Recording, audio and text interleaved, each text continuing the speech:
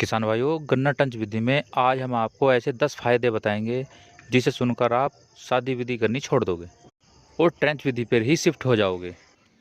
और एक चीज़ तो ऐसी है जो टंच विधि में इन 10 फायदों से भी ऊपर आती है, क्योंकि इस विधि में हमने अपनी आंखों से उन खेतों में भी अच्छी पैदावार देखी है जिन खेतों में शादी विधि में 4 से 5 फुट गन्ना ही हुआ करता था, और आज उसमें तूफानी गन्ना खड़ा हुआ है टंच विधि द्वारा।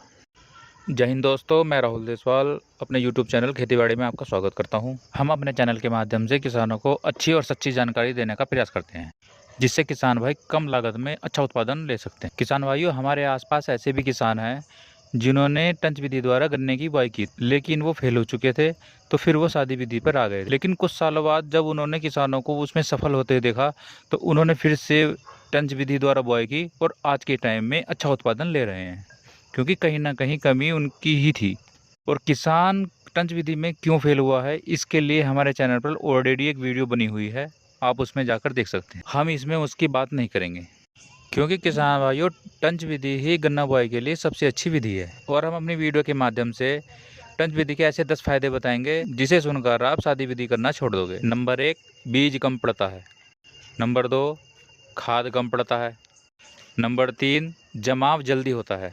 नंबर 4, खेत में पानी देने के लिए डोल बनाने की या मेड़ बनाने की ज़रूरत नहीं है।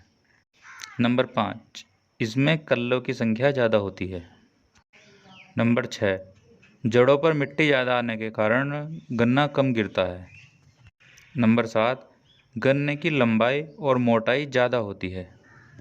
नंबर 8, खेत में कभी भी काम कर सकते हैं, जैसे घास का स्प्रे करना, खाद डालना, बेल काटना। नंबर 9, छोटे ट्रैक्टर का इस्तेमाल लेबर खर्च को बहुत हद तक बचा देता है।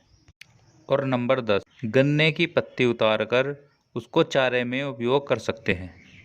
और इन 10 फायदों से ऊपर भी एक ऐसी चीज़ है, शादी विधि में जब भी आप बुआई करोगे तो पलेवे के बाद बुआई की जाती है, जिससे 5-6 दिन बाद में बुआई होती है। लेकिन टंच विधि में ऐसा नहीं है। टंच विधि में आप जुताई कर दो और बुआई के बाद सिंचाई की जाती है। तो ये सबसे बड़ा फ़ायदा है कि 5 से 6 दिन पहले आपकी बुआई हो जाती है। अगर आपको भी इससे अलग कोई फ़ायदा लगता है तो आप कमेंट करके आप बता सकते हैं। धन्यवाद।